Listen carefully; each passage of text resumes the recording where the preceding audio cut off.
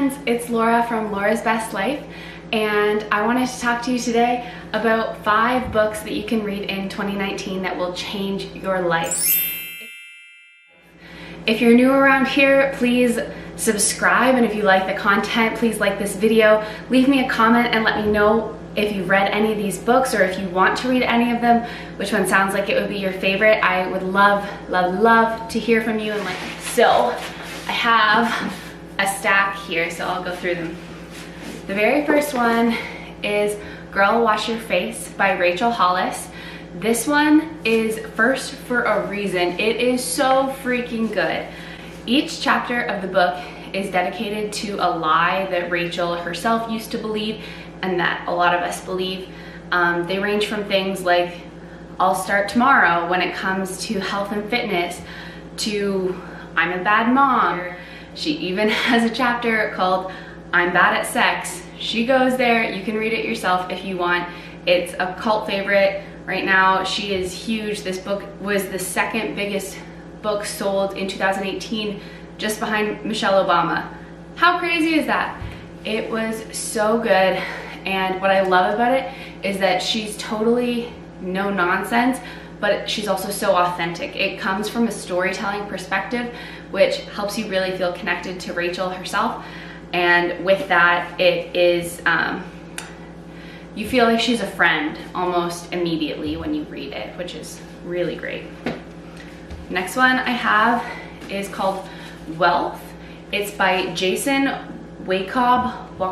I don't know how to say that, but he is the founder of MindBodyGreen, the website on the internet, you know, that thing. And so this book is all about a holistic approach to living your healthiest life, and it's actually called How I Learned to Build a Life, Not a Resume. So there are chapters in here that talk about what you eat and how you move your body and mindfulness, but also chapters about love and connection and finding meaningful work.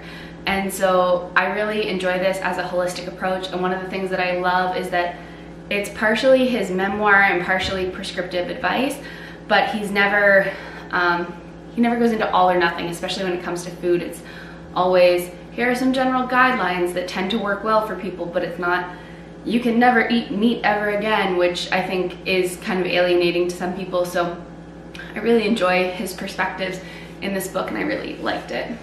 The next book is another one. I mean, these are all really great, but this is a book that I read every January. It's The Slight Edge by Jeff Olson. This one is amazing because it's all about how the little actions that you take every day add up and can become big life changes. And so I did out the math, and if you read 10 pages a day, you could finish all 5 of the books that I'm going to show you today before June, which is crazy, right? And that's the power of The Slight Edge. And so that's just like a little preview of what it's about. But I read this book every January. It sets a great foundation for the year ahead and really helps me focus on my habits every day and how they're going to help me reach my goals. Next one is The Gifts of Imperfection by Brene Brown. This one is definitely the most emotional and has the most internal work of all of them. It is all about the quest to lead a wholehearted life. And so what I love specifically about Brene Brown is that she is a researcher. She has a PhD. She is incredible, and all of her books are written based off of qualitative research using scientific methods. And so you can really trust that what she's saying is backed by the findings of her papers that have given her her doctorate.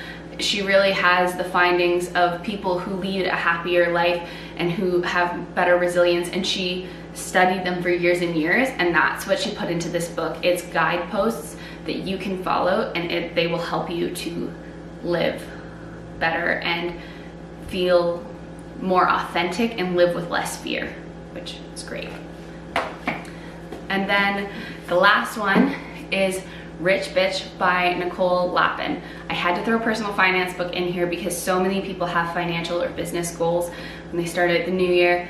And I love this one because Nicole is real, she is funny, and she was a money correspondent for MSNBC, so she knows her stuff.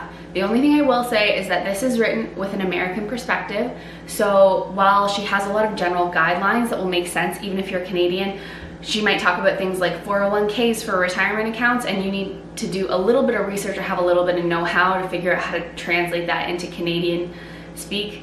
It's pretty easy. It's like 401k equals RRSP, and they're a little bit different obviously, but you can speak with a banker once you know the general guidelines. But she talks about budgeting and about how giving up lattes is stupid. You should just ask for a raise or figure out how to get a raise so that you can enjoy the things you want but also still have more money. Really love this one as a personal finance perspective, but if you really are looking for Canadian based info, I shouldn't say only, but my favorite person to look to is Gail Vaz-Oxlade. She was the guru on Till Debt Do Us Part, and she has a book called Money Rules. It's behind me on my shelf somewhere, and that has a ton of information about Canadian wealth systems and savings vehicles and everything you need to know.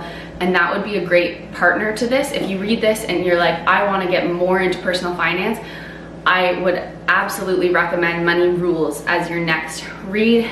So there you go. Those are my top 5 books to help you have a better 2019.